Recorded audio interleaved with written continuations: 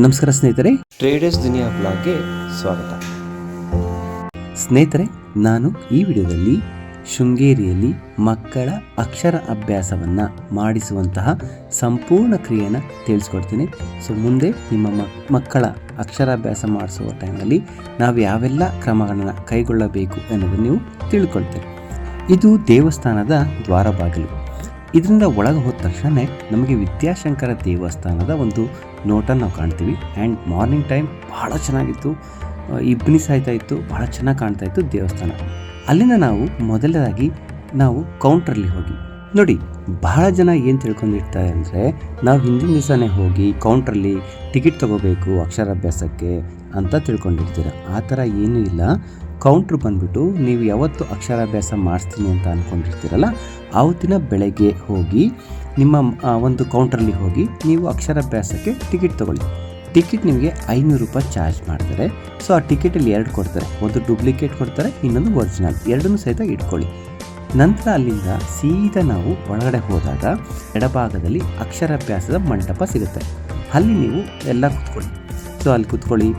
Around 8 ಗಂಟೆಗೆ start ಮಾಡ್ತಾರೆ, 8-8:30 start ಮಾಡ್ತಾರೆ. ಬಂದು ಅಲ್ಲಿ ಅರ್ಚಕರು ಬರ್ತಾರೆ. ಅರ್ಚಕರು ಬಂದು ಅಲ್ಲಿ ಏನೇನು ಪ್ರೋಸೆಸ್ ಇರ್ತಾರೆ ಎಲ್ಲ ಹೇಳ್ಕೊಡ್ತಾರೆ.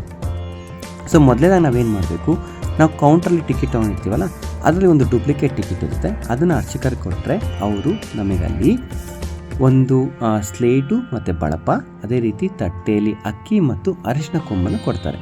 ಇದನ್ನು ನಾವು ತಗೊಂಡ್ಕೊಂಡು ಮತ್ತೆ ಬಂದು ನಾವು ಕೂತ್ಕೋಬೇಕಾಗತ್ತೆ ಇಲ್ಲಿ ಮಂಟಪದಲ್ಲಿ.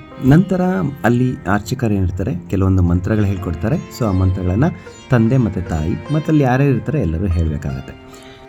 ಮೊದಲನೇದಾಗಿ ತಾಯಿಯ ತೊಡೆ ಮೇಲೆ ಕೂರಿಸ್ಕೊಂಡು ಪಾಪು ಶ್ರೀ ಗುರುಬೇವೋ ನಮಃ ಅಂತ ಬರೆಸ್ಬೇಕು. ನಂತರ ಶ್ರೀ ಶಾರದೇಯ ನಮಃ ಅಂತ ಬರೆಸ್ಬೇಕಾಗತ್ತೆ. ನಿಮಗೆ ಅದು ಬರೆಯೋಕ್ಕೆ ಗೊತ್ತಾಗಲಿಲ್ಲ ಅಂದರೆ ಮುಂದೆ ಬೋರ್ಡ್ ಇರುತ್ತೆ, ಆ ಬೋರ್ಡ್ ಸಹಿತ ನೋಡಿಕೊಂಡು ನಾವು ಬರೀಬೇಕಾಗತ್ತೆ. ಸೊ ನನ್ನ ಮಗನಿಗೆ ಬರ್ಸೋ ಟೈಮಲ್ಲಿ ನಾವಿಷ್ಟು ಸರ್ಕಸ್ ಮಾಡಿದ್ದೀವಿ ಅಂದರೆ ಅದು ಹೇಳಬಾರ್ದು. ಯಾಕಂದರೆ ಅವನಿಗೆ ಅಕ್ಕಿ ಅಂದರೆ ತುಂಬ ಇಷ್ಟ, ಅಕ್ಕಿಯೆಲ್ಲ ಆಟ ಆಡ್ತಾನೆ. ಸೊ ಹಾಗಾಗಿ ಅವನಿಗೆ ಬರ್ಸೋದನ್ನು ದೊಡ್ಡ ಸರ್ಕಸ್ ಮಾಡಿದ್ದೀವಿ. ಇದಾದ ನಂತರ ಪಾಪುನ ತಂದೆಯ ತೊಡೆ ಮೇಲೆ ಕೂರಿಸ್ಕೊಂಡು ಮೊದಲಿಗೆ ಶ್ರೀ ಗಣೇಶಾಯ ನಮಃ ಅಂತ ಬರೆಸಬೇಕು. ನಂತರ ಶ್ರೀ ಸರಸ್ವತಾಯ ನಮಃ ಅಂತ ಬರೆಸ್ಬೇಕು.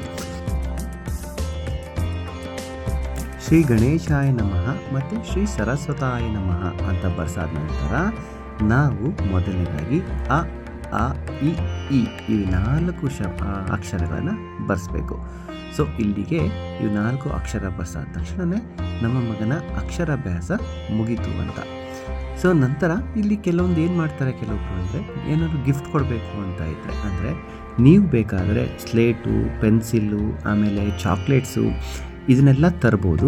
ಅದು ನಿಮ್ಮಿಷ್ಟ, ಅದು ತರಲೇಬೇಕು ಅಂತ ಏನಿಲ್ಲ, ಅಲ್ಲಿ ನೀವು ತರ್ಬೋದು. ನೋಡಿ ಅಲ್ಲಿ ಆರೋಗ್ಯ ಯಾರೋ ಒಬ್ಬರು ಬಂದಿದ್ರು, ಮೋಸ್ಟ್ಲಿ ಆಂಧ್ರದವ್ರು ಅನಿಸುತ್ತೆ, ಅವರು ಆರೋಗ್ಯವೆಲ್ಲ ಗಿಫ್ಟ್ ಕೊಟ್ಟರು. ಅಲ್ಲಿಂದ ನೀವು ಪ್ರಸಾದ ಕೌಂಟ್ರಿಗೆ ಹೋಗಿ ನಿಮ್ಮ ಇನ್ನೊಂದು ಚೀಟಿ ಇರುತ್ತೆ, ಅದನ್ನು ಕೊಟ್ಟರೆ ನಿಮಗೆ ಅಕ್ಷರಾಭ್ಯಾಸದ ಪ್ರಸಾದ ಕೊಡ್ತಾರೆ. ಅಲ್ಲಿಗೆ ನಿಮ್ಮ ಮಗನ ಅಕ್ಷರಾಭ್ಯಾಸ ಸಂಪೂರ್ಣ ಆಗುತ್ತೆ.